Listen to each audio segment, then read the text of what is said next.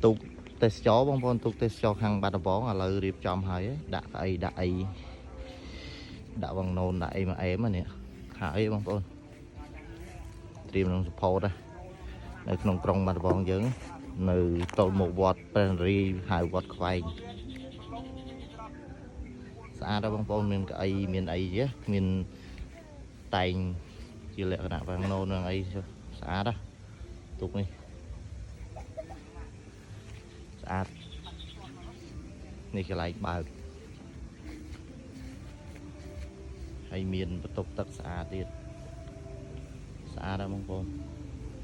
ចំហើយខាងនោះមកគ្រឿងទៀតខាងនោះស្អាតហើយខាងនេះមកគ្រឿងទៀតស្អាតហើយទីមកបើកសផោតឆាប់នេះបងប្អូនស្អាតហើយទូទេសចរ